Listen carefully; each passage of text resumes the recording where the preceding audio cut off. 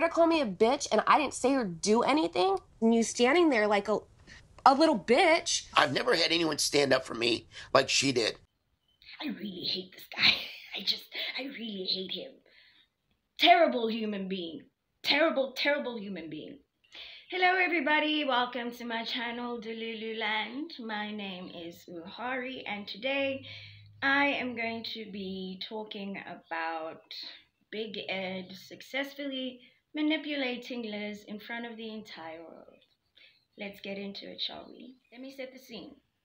The couples are taking part in a session of something that qualifies as group therapy only in the realm of TLC. There's some sort of obstacle course and the couples are supposed to do it together, and the whole idea behind it is who communicates best. At first, they all think that it's about speed, and Big Ed says that he wants to win. I know I can do better than them. I'm not looking forward to winning. I'm looking forward to crossing the finish line. I'm looking forward to building with winning. trust. I just want to win. Liz, on the other hand, says that she's not looking forward to winning. She's looking forward to learning how to communicate better with one another. What proceeds to happen is that Ed takes advantage of the blindfold he is given because he can see through it. And because of this, he just blasts through the course. And while he's doing this, Liz says, "You're clearly cheating. You can see. You're not even listening to me." I think he can see. Don't cheat, Big Ed. You know you're not listening to anything I'm saying? Hang on, he can see over here for sure.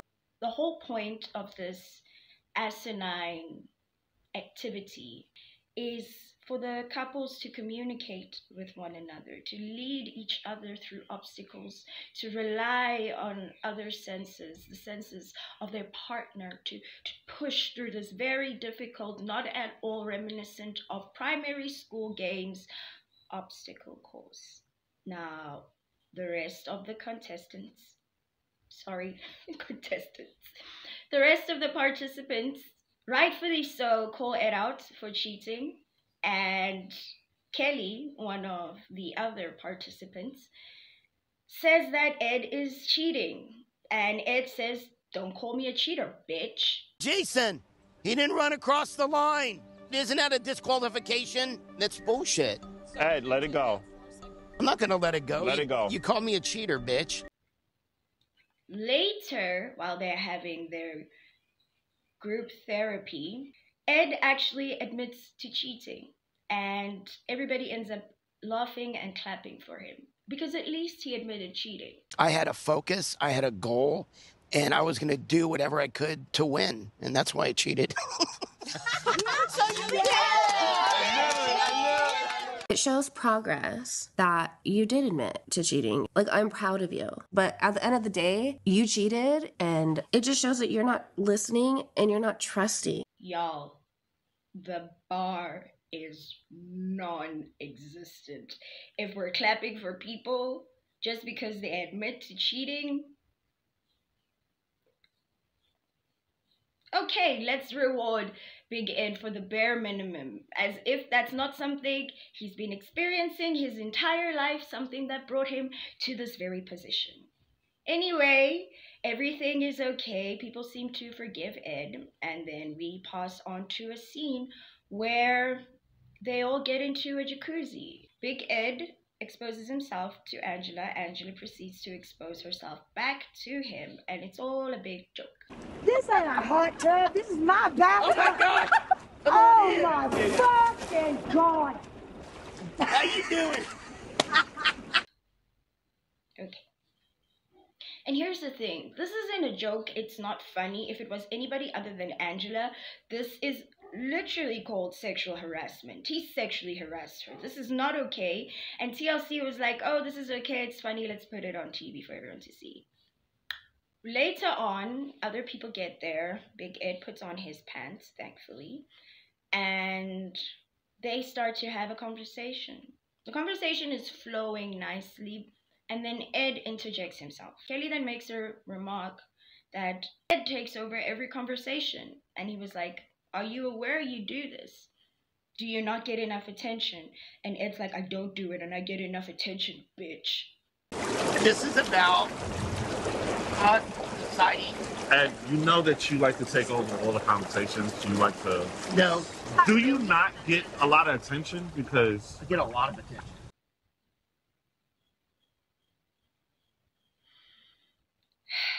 This, mind you, comes after he had attempted to apologize for having said that to Kelly. And he says that he did it defensively because Kelly came at him. And Kelly rightfully says, no one was coming for you.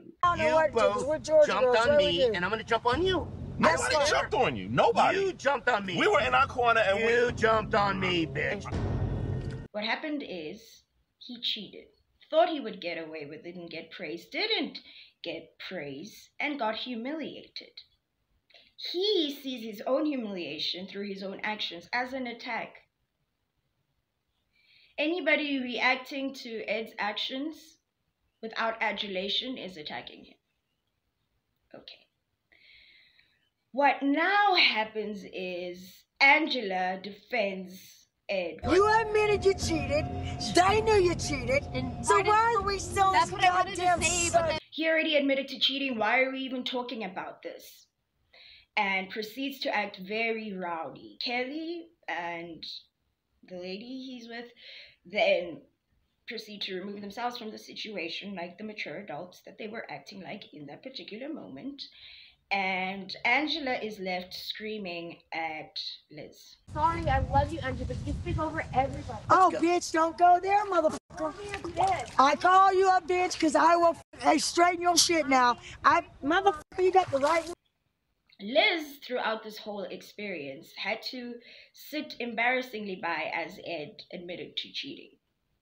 Ed then is upset because Liz didn't have an outburst like Angela did in defense of Ed and his behavior. Liz, being a person of her own opinion, somebody having free will, she sat back, and because she didn't defend behavior that was literally wrong, he admitted to lying, and because she didn't defend him and in his lies, because she didn't stand by him when he called another man a bitch for the second time, because she didn't act like all of that was all right, like Angela did, Ed said that she wasn't defending him. You don't defend me.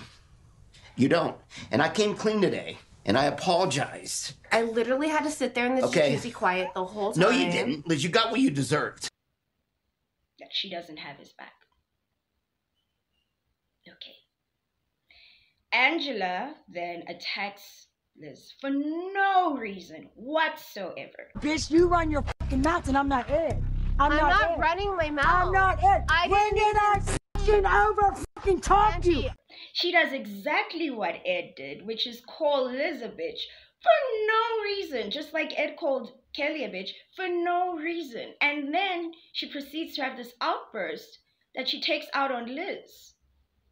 And Liz is defenseless while her little munchkin of a man stands there patting the person who's currently abusing his girlfriend on the back. I sat there and let you talk. I sat there and took up for you. Now cry now. Cry now. Cry now, bitch. nobody's I crying. took up for you, bitch. Now f that shit. Then, you know what he says to the talking head? I know she's mad because, in a way, she kind of got her ass served to her, which I feel good about. But then I feel bad because that's the woman I love. He said that Liz deserved to be berated and verbally abused because she didn't defend him. Because she didn't stand behind his fraudulent behavior. Because she didn't stand his lies. Because she didn't abandon her own sense of morality. She wasn't defending him. She wasn't a good partner, and she deserved to be abused. Liz starts to voice her own frustrations, and Ed doesn't care. Her to call me a bitch and I didn't say or do anything, and you standing there like a little bitch. I've never had anyone stand up for me like she did. He says, Liz, you didn't defend me. And he says, I've never had of Angela. He says, I've never had anybody defend me like that. And I was like, yo, this motherfucker is what a dictator looks like with no power. You deserve that. Ass chilling. I'm serious. She was inappropriate. But you... Yeah, but someone who cares so much about my safety didn't care. And I'm the one who was Liz, calm. you brought that on yourself. This is what a dictator looks like when they have no power. Wars are started by dictators because they don't want to admit that they're wrong. And the people of the countries that they're supposed to be governing lose their lives fighting to protect the egos of men who lie and then are fragile when people refuse to allow themselves to be gaslit into believing this person's reality. Ed doesn't want a partner. He wants a slave. He wants Liz to agree with every single thing that he does. Even if he's wrong, he needs to be defended, coddled like some sort of little child. And because Angela blindly defended him, he's never felt more protected. And that's what he wants Liz to become. Somebody who can defend him regardless of what he's saying, even when he doesn't need defense, even when he's the person in the wrong. Liz has to, no matter what, defend him because they are in a relationship. That's not a relationship. And that's what brings me to my main point, which is therapy will never work for these two people. They'll never be a healthy couple. And I do believe that Big Ed, Micro Ed, Teeny Weeny Ed is incapable of ever having a healthy and loving relationship because he's too self-involved. Everything he sees in the world, he relates directly to himself. His ego is incredibly fragile. And he wants to surround himself with people who are willing to protect it, to reinforce his self-image. And because Liz has her own mind, he'll never be comfortable. He'll never be happy, and she'll never be able to do enough. In the clip I'm about to show now, Liz folds to Ed's desire, and she accepts his version of reality, which is she is not good at having his back. You can be taken from me tomorrow, and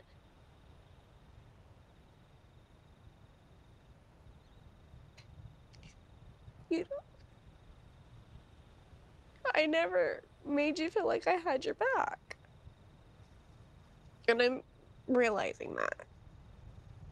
She doesn't support him enough as a girlfriend, and she needs to have his back more.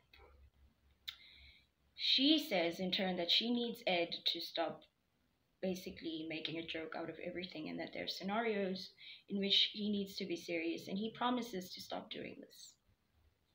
And after this very serious conversation they have, what does he do? And we both work on it. I'll be serious when it's time to be serious. And I know you have my back. I just need to feel it. Okay, deal. I'm gonna try not to tear you down, and you're gonna try very hard to be serious. Serious. Yes. I love you. Love you too. All right, give me a high five. Let's go masturbate. I'm just kidding. After this very serious conversation they have, what does he do? Oh, he makes a joke. And she giggles. And I'm like, yo. Congratulations, Munchkin, itty bitty mini Micro Ed. Your disgusting old ass just manipulated Liz in front of all of us to see. Because Liz then admits to doing something that she didn't do, which is not have Ed's back, because justifying somebody's wrong behavior, even when you don't believe in it, align yourself with it, just because you're in a relationship with them, means that you are essentially brainwashed. He's got you right where he wants you. People like Ed can't be saved by therapy. All they do is use therapy as a way to pick up tools to more easily manipulate people. Ed is very good at mirroring whatever the person he's talking to says. If you say you want a certain thing, he knows how to say that he will do it, to come across as if he's had some sort of revelation towards his own sin. This conversation is definitely long overdue, and so maybe this therapy is actually working. Now we know what the problem is, and we both work on it. As if he's had some sort of revelation towards his own selfish behavior, and he finally grasps the concept of empathy, and he is going to change. He never changes. Personally, I don't feel sorry for Liz. Liz has had 2 divorces in her past. That means that Liz has shown herself to be successful at leaving failing and bad relationships. She has stayed with Ed, and I think it's obvious why. For as long as she is with Ed, she continues to be on television. She's allowed herself to be swept up into this entire narrative, and that's a choice that an adult made. I just think it's important for us to take a look at just how disgusting this micro itty bitty weeny excuse and failure of a man is. I don't know what a man is, but in situations like this, it feels like the need to say that they failed. I don't know. I guess because stereotypically speaking, growing up in a patriarchal system, we're conditioned to see men as protectors. They have to be protectors, they have to be the backbone. And if being a man is about protecting the people that you love who are in your circle, then he's failed at being a man. And did I over fucking talk you? I sat there and let you talk. I sat there and took up you. Now cry now. In reality, he's just failed at being a human, because anybody who fails to protect the people that they love isn't a good person. It's not a gendered concept. Sometimes you just want to kind of say some politically incorrect things. I don't know, things we're supposed to have evolved from. And for me, it's like, you're not a man. You're a pathetic excuse of a man. And I truly, truly believe that. Her to call me a bitch and I didn't say or do anything, and you standing there like a little bitch. Big Ed is incapable of love. He doesn't know what love is. He doesn't love himself, let alone anybody else. He's obsessed with himself. He's an itty-bitty micro-egoed person who, through his disgusting behavior, captivated an audience, which I believe was largely fostered by YouTube reactors. And I am so very happy to be joining that great old tradition of giving attention to terrible people and being mad that terrible people are being given attention. Itty bitty teeny weeny micro Ed said that ultimately all he wants is for Liz to defend him. That will also make it easier for Liz to have my back, which is what I really want. If what your romantic partner wants is for you to deny your own reality, your own moral compass, your own sense of self, in order to blindly defend their ego, that's not a relationship, that's a dictatorship. He's ruling her life. She's allowing it to happen. Because unlike people living inside of dictatorships, Liz has agency. She can leave him. She can move. She can escape this terrible relationship. She chooses to stay inside of it. And in a world where so many people don't have resources to help, it's hard to feel sorry for those who do but refuse to take it. I think it's obvious that the last resort has absolutely nothing to do with couples therapy. It's just about putting all these dysfunctional people in close proximity to one another, giving them alcohol, and then watching them destroy each other and themselves. The fact that teeny weeny itty bitty munchkin micro Ed got Liz to say that she needs to defend him more, when he made it clear that defending him meant defending his wrong behavior, is heartbreaking and maddening, to say the least. I really hate this guy. I really hate him. Terrible human being. Terrible, terrible human being. I give myself the authority to deny him his Homo sapien sapien title. Taking it back. He's his own class, his own species. The fact that he came onto this show because he was able to start a relationship with a young woman in an impoverished economic situation in another country that is less economically viable as the United States. The fact that he got her, he slept with her, he belittled her, and all of that, I can't get that taste out of my mouth. That's a disgusting human being. And that is why therapy will never work on him. He's too old. There's a class of people who are just beyond help. I'm not a psychologist, but as an avid reader of the Delululand DSM, I can say that in this crazy world of mine, Big Ed is its own personality disorder. Ugh, don't like him. Okay, everybody, thank you so much for watching this video. If you got all the way here, please like it or dislike it, comment, share your frustrations. What's the worst thing Big Ed has ever done in your eyes? Because I think his entire relationship with Rose was the worst thing he's done. But give me your opinion. So yeah, subscribe if you care. And if you want to reach me, my email is on the About page. Yeah, that's pretty much it. Thank you so much for being here, and have a non-Big Ed day.